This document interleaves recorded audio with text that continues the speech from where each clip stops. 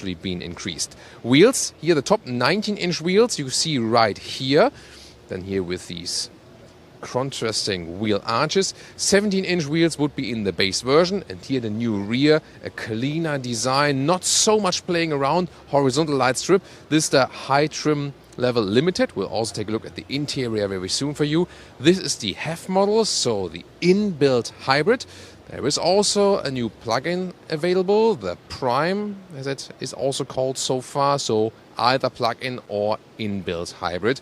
And they have also been upgraded in their technology. You can see the whole vehicle is flatter than before. It's also a little bit wider, but as I said, just a tiny bit shorter.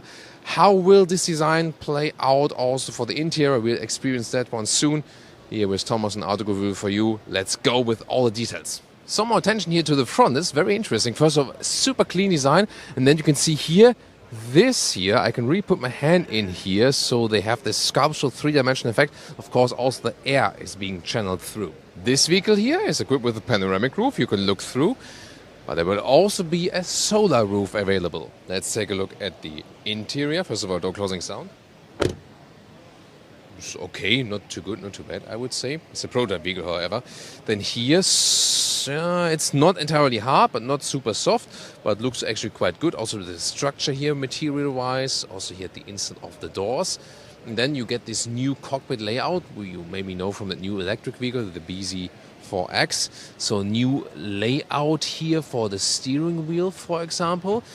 The steering wheel comes in the base trim with the Softex leatherette. Only the highest trim with steering wheel heating have the animal skin wrap.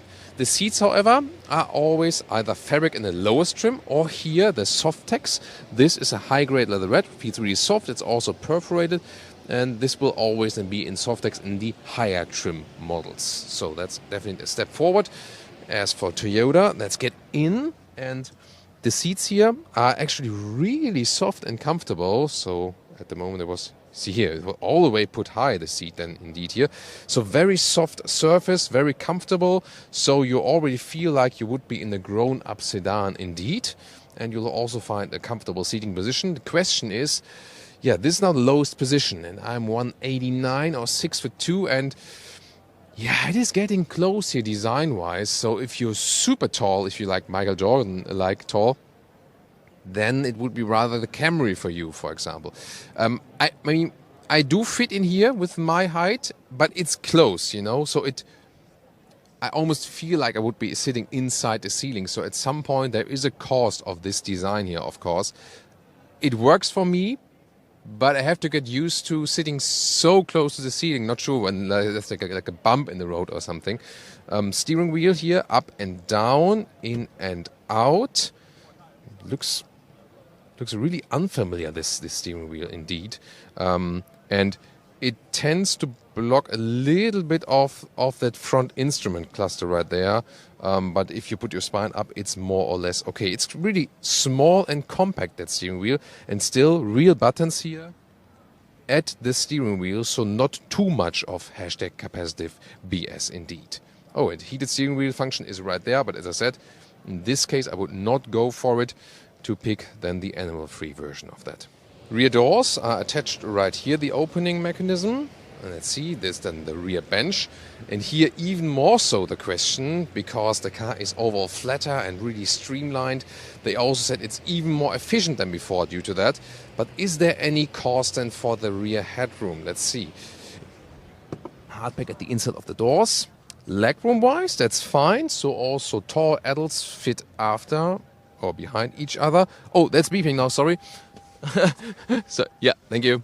Yeah, the Toyota host want to put on the lights for the guys filming from the exterior, but when we have beeping sound in the interior, also not that good. Yeah, now headroom-wise, whoa, that's really close. So my hair is touching the ceiling, and when I put my spine up, I do touch it with my entire head. So, I mean, if I'm really relaxed from the spine, I can work it out with my hair touching the ceiling, but it's close, you know. So yeah, once again, if you want more space, you have to go for the Camry then, but it still works, I would say, in a way.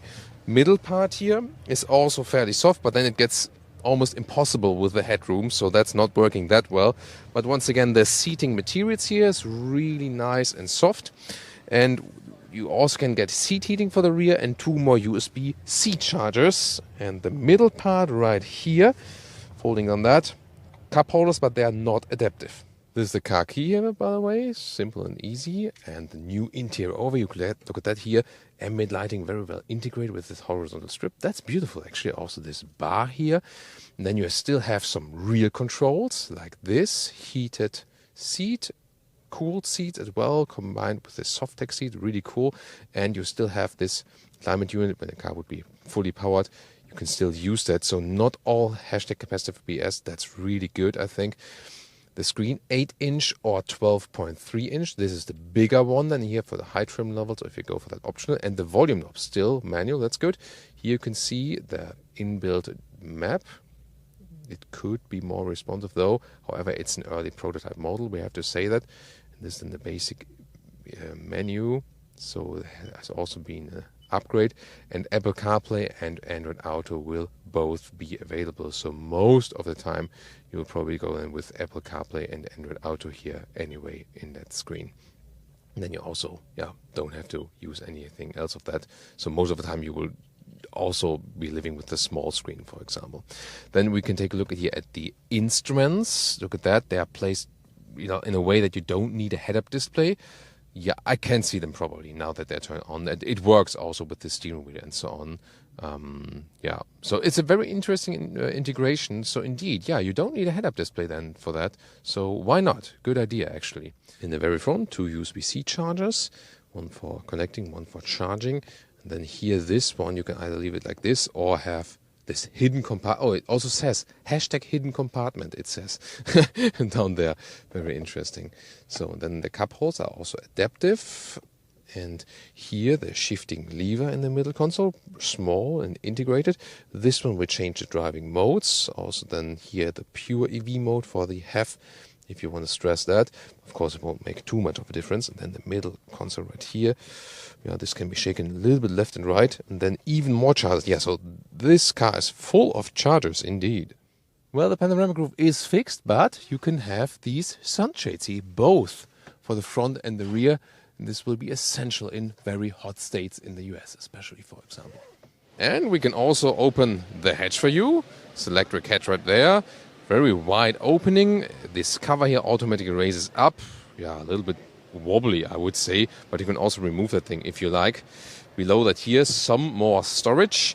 Of course, it's somewhat limited because the battery is like placed below there, behind the seats here in this area, so it's not too high overall. But let me take some measurements for you exclusively. The length here is about 80 centimeters or 31 inches. The width here, so the top area is like a 94 centimeters or 37 inches. It's just a little bit wider than here inside the wheel arches. And well, the height here, you see here to the top cover is not too high, but maybe I would just take it out. If you can live with that some people can actually watch what you have in the trunk. Toyota claims it's the most efficient car yet they have built. 57 mpg rating now for the new inbuilt hybrid, which is a 2-liter 4-cylinder engine. So they actually stepped up the game as for the displacement.